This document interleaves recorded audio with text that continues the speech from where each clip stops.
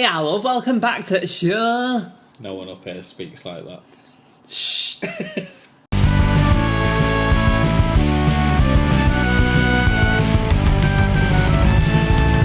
Yeah! We are Music Is It Good Though? The best show on the internet that reviews music weekly and tells you whether or not you should be listening to it or not as a whole. My name is España La Chica. My name's England the boy. Just rolls off the tongue. Yeah. And we're here to talk about a very new album that's come out and whether or not it's good and whether you should be listening to it. Before we get to that, can you tell me what have you been listening to over the past week? Have you ever heard of a band called Geese? No. So, I've heard of Swans. Yeah. So I think it came off that because I've been listening to like Anthony Fantano's reviews again, and he'd reviewed a Swans album. Yeah. And then just below that, I saw that there was an album by a band called Geese. I was like, is this a piss take or something? But it wasn't. There was an actual band called Geese, and it's insane. I don't even know what you'd class it as. I don't know whether I actually like it or not. I'm still like in two minds. I've listened to it twice, and I still can't quite make up my mind. Right. Yeah, how about you? Well, that has me intrigued. Yeah. Highlight of the past week has been Mothership Connection by Parliament. Just absolutely funky as hell. I think if you were to make some audio that is an antidepressant, it would be that album. Because it's just so feel good, so you can't help but shake that rump when you're listening. So Don't want to picture that. Oh, yes, you do. Coming to what we're here for this week is to review the latest album by I can't remember the name of it. Portugal the Man, which is called Chris Black Changed My Life. I was like, I knew that it was Chris Black, but I couldn't remember what he'd done. So any preconceptions on Portugal the Man? Probably like the majority of people had heard that one song, Feel It Still. Stop Mr. Postman. What? But it's very, yeah. very taken from that. It's like- Wait a minute, Mr. Postman. I'm a like rebel if I- just for kicks, yeah. Totally missed that album name, song name. Egypt. Yeah. So that's the only time I'd heard them, and I didn't really like that song. Mm-hmm. I just find it quite annoying. How about you? Very similarly, like I don't tend to like songs that... I'm sure they got permission and all that stuff, but it just feels like a rip-off of another song. And there's a bunch of songs that do that, like that You Spin My Head Right Round. And there's definitely more. But that song was kind of lumped into that in my brain where it's... Apparently it's called an interpolation. Is that? Well, I don't like them. Yeah. So yeah, the only song I had heard was that Wait a Minute, Mr. Postman song. And I just thought, this is just ripping off someone else's creativity, and I don't like it. Yeah, you've put your own spin on it, but... Yeah. Apparently there's a song on this album that's like that, but I'd never heard the original song, Champ. It says part of it's written by Edgar Winter. I saw that Edgar Winter was credited on one of the songs. Yeah, so he's not actually on it. It's Right. because apparently it's that again. It's not Champ by Ghostface Killer. No, I wish No. it was. That'd be brilliant. Yeah, so I don't know what the original song was of that. I just know it was an Edgar Winter song. Right. I was curious about that, because I saw a feature in Edgar Winter, and I was like, well, there's a crossover I wasn't expecting. The album that we listened to, what did you think? It was okay. There were some real highs on it, like the Generation Grim, or Grim Generation. Grim Generation, like the second track. That's so good, like the 60s harmonies, like really good pop hooks. Like, it felt like I'd heard that song before. Okay. I hadn't, because it's not been released as a single or anything. I think it's just because it sounds quite similar to stuff potentially that I've heard before. Because they're ripping off other melodies. Well, Summer of Love, is it? So that was a really good song. I thought that was like almost an ideal pop song for the summer. Like, it was quite bright, just a nice listen. But then the rest of the album, not the rest of the album, that's wrong. Like, some of the album just seems to blend into one, especially like towards the end. I think it's Doubt, Plastic Island, and that song Champ. I think it's because there's no gaps when you listen to it in full. It just seems to just bleed into each other. Right. The tracks. That's my take on it. I can see how people like this music, but it wasn't really for me. There were some bits that I did appreciate. I didn't mind Dummy. That's one that stuck in my head every now and then. Maybe because it's just counting. 1, 2, 3, 4. something on the dance floor. Yeah. And I did kind of like, there were kind of callback tracks on there. How the first one, Heavy Games, is kind of comes back. One of them halfway through is another short track with a very similar melody. Yeah, I have noticed it says Heavy Games in one of the other tracks, but I don't know which one it is either. And then the final track comes back to it again a little bit, so it does make it feel like an album rather than just a bunch of singles put together, which I did like, but the music just felt a bit too bland and uninspiring, I guess, for me. Like, it didn't hook me in. I wasn't like, oh wow, what's this track? No.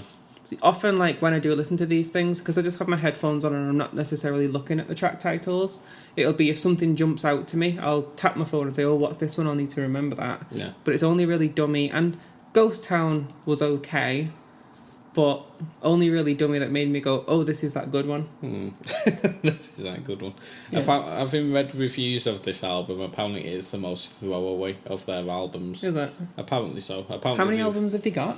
Oh, they've been going for ages, which, again, is just one of those things, like, I've just not been paying attention to this type of music. So they've been going since 2001. So when did Mr. Like Postman come out? I'm going to say 2017 or 2019. Oh, right. It's one of them. So it's been going a while, and I think this is the first album they've released since that album. Okay. But again, apparently that album didn't get that good reviews, but that just hit on something, that song. Probably because it is something that people have heard before. Yeah. But yeah, apparently they're well known for writing quite great pop songs on the other albums. But if you just listen to this album, you probably wouldn't think... Whoosh straight over my head. But like I said, there was elements of that, like that Summer of Love. Like, I could get that. And it's not the first track. The second track on there. There were elements I thought, oh, this is going to be great, but the other songs weren't along those same lines. They did kind of all sound the same, like what I assume is quite simple, bass not being a musician, but it sounded quite simple. Yeah, there was nothing crazy on there, like, with any of the instrumentation, really. Apparently the guy had something wrong with his jaw throughout the whole recording process. So I don't know if his singing's normally better or different to what it is on this record. It sounded like Mr. Postman to me. Like, you could tell that it was the same guy, and I didn't think, oh, he's singing with a lisp or something. Yeah. So, yeah. All right. Yeah. There wasn't anything really bad on the record. I wouldn't go back to it. Thankfully, it was only 34 minutes, and it felt like 34 minutes. It didn't outstay its welcome. No, that's true, to be fair, yeah. Like, when I started feeling like, okay, this is getting a bit much now, it was just wrapping up. So it worked well for that. Apologies if you can hear the wind. We've got the windows open and it's windy. Otherwise it'd smell very rodent-y in here. It would. There's many rodents running free. That's just how he lives. Yeah. It's not my place. Top tracks for the album for you? Top 3? Times of Fantasy. And then the two I've already mentioned, Grim Generation and Summer of Love. How about you? For me, Dummy, Ghost Town, and then probably that track 2 one, because I do remember thinking that one was alright. Yeah. Beyond that, I'm really pushing to find anything that was really... It was all very okay. Like, it was all very, like, if it comes on the radio, it's not going to be like, oh God, turn this off. But also I wouldn't go searching for it. No. Well, apparently, just to put this out there, it has made me want to listen to them a little bit, reading up, not this album, but reading up on them as a band and what they do. They're quite active. Like, they've got a lot of causes going on, like save animals, rights for indigenous people. Right. So they're a very, like, political band. Yeah, in a good way. Well, it's hard to be political in a bad way if you're really campaigning to kill the animals. No, but I mean, like, well, some people will be political in a way that, like, yeah, hunting animals is fine. Like, Kid Rock probably does that. That's, yeah, I was going to say who would even do that, but yeah, you're probably right. So, there were no tracks where I really, really disliked it. There was nothing where I would say, oh God, why did they put that on there? So I couldn't tell you, like, bottom 3 or even bottom 1. It was just... There were, like, interesting bits on, like, some of the tracks towards the end. Like, I think it was on Doubt, but it's like they just started screaming or there was, like, heavy feedback. I think it might have been that one with Edgar Winter. Champ, yeah. Yeah, towards the end of that, it just went like fading out really heavy metal riffs. Yeah, and I was like, this is what it should have been. Like, it's just something a bit different. Yeah. It'd have been mental. But that's Summer of Love. Like, and he mentioned like the guy's vocal thing, because he said before, when he started writing that song, it was meant to be quite heavy.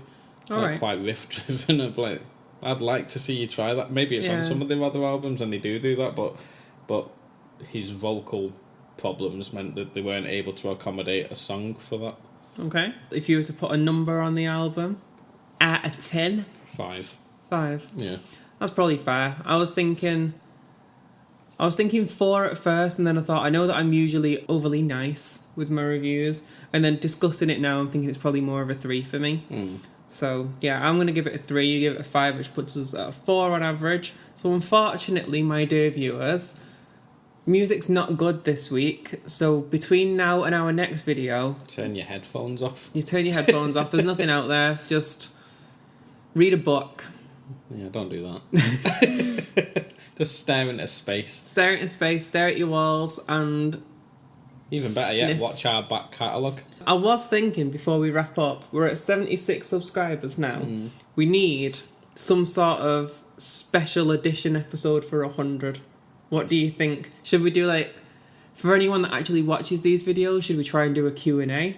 Or we could do... And that's when we find out no one actually watches each video. Well, that's what I was thinking. We can either do a Q&A, which runs the risk of nobody asks any questions, or I was thinking one that could be a fun one is like live reviewing songs that I've written, because we can actually have them playing on there, couldn't we? That'd be easy. Oh, shit. But it could be like a fun, silly one, couldn't it? So...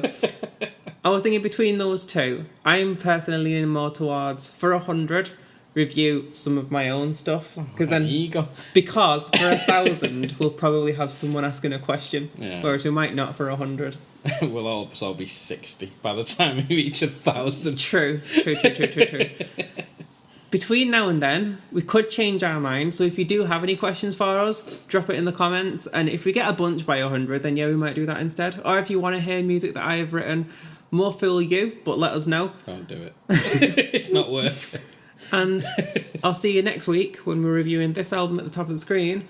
And in the meantime, have a lovely day, a lovely week, and see you on the flip side. Bye-bye.